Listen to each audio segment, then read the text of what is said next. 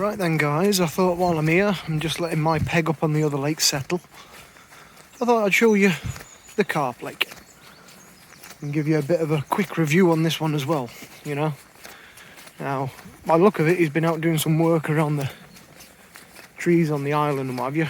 He's had a little boat out, so I'll just show you anyway. This is peg 1. There's 3 pegs on this lake, that's all, just 3. And as you can see, you got lovely little bow of rushes here on the left hand side, and I've picked up carp from just there before, upwards of 15 and 16.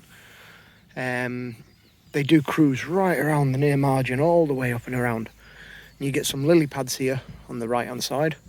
Now out there, which is of course his garden, you can't get to there, but where his garden comes on here, over to the left like this in a big bow, there's like some really small water lily, very small ones. They do love to sit in there, you know, and you get them and you'll watch them come out and they'll cruise across to the island. They'll go round the back of the island and back over again. But over there, when you get those lily pads up in the middle of the summer, and that's a very good little area, and you get more lily pads behind this overhanging tree as well, and that's another good one for setting up for your carp. Now in here you've got carp upwards of probably 20 plus. There's a massive head of them as well, if you can get them going, because there's so much natural food in here. Getting them to take anything else is the challenge, you know. Also, there is a good head of bream in here. Now, when I say bream, I'm talking between 2.5 to upwards of 6, maybe 7 pounders, and hybrids as well. There is roach, there is perch, but you don't tend to see many of them. There is even the odd crucian. But what I'll do, I mean, you can see the island there, beautiful off that island. In these, oh, just for the record, off this peg, most of the pegs are similar, but off this peg here, down your sort of shallow sides here, you're talking maybe 3 foot, 4 foot, and then 4 to 5 foot out there where the silhouette is. And then there are holes here and there where it goes up to say maybe 8 foot or deeper. And they're in certain little pockets around the island as well. Now, it does say don't fish tight to the island because they don't tend to get a lot of fish from there. Why? I don't know. And I'll be honest, I've never had one from tight to the island. But you do see them patrolling round it. Now, move on down to the next peg. It's not, like I say, not a very large lake. Again, probably a little over 1.5 acres or so. But each peg is, you know, easy enough to get to. Here's the next peg. As you can see, you're right in front of the island here, or the island's right in front of you. And it's excellent if you do want to cast like midway across, get them as a patrolling. Or one off either side of the island is also good there. Again, you get a nice little look at the rushes on the right hand side if you want to put a bait or 2 across those margins.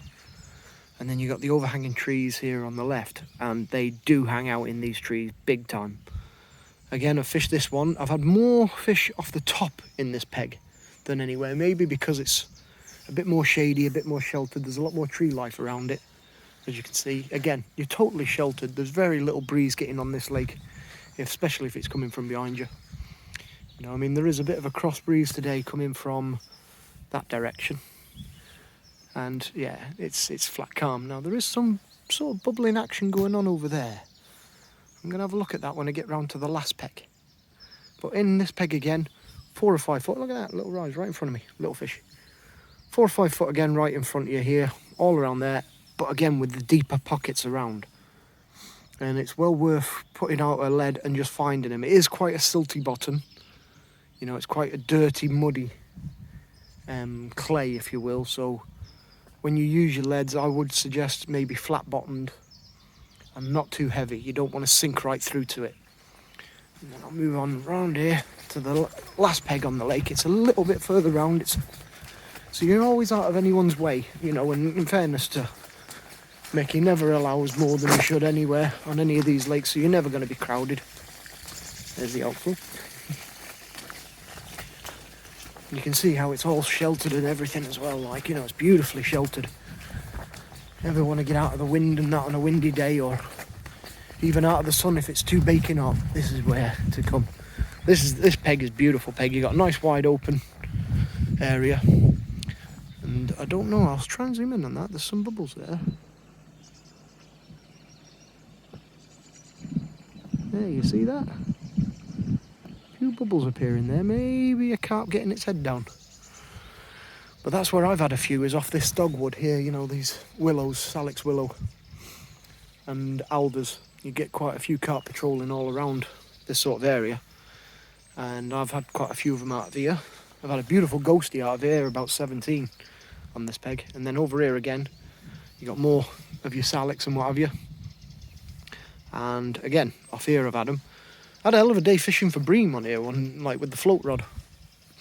And I was fishing just in front of myself here, right where the silhouette of those tall trees are. And that's probably, I'm going to say 4.5 rod lengths. I was fishing about 6 foot of water, and I had a hell of a day of bream.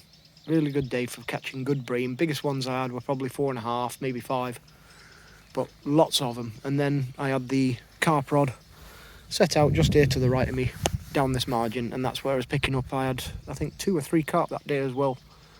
Biggest one I had was probably about 14 or 15, but they were all double figures, you know. I've not seen too many small carp in here. I mean, obviously they're in here, there's some small ones, but most of them tend to be, you know, the 10-pound sort of size and upwards.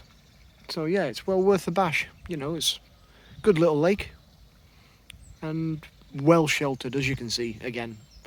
And look at that, there's even some flies around, so it shows the weather's warming up. Hey, summer will soon be here. Woo!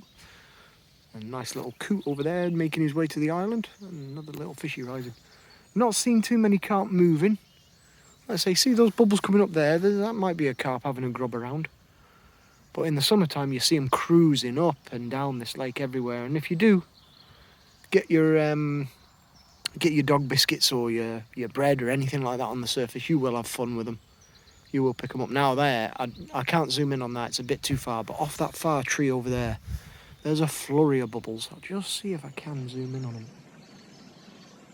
Right there. See them now?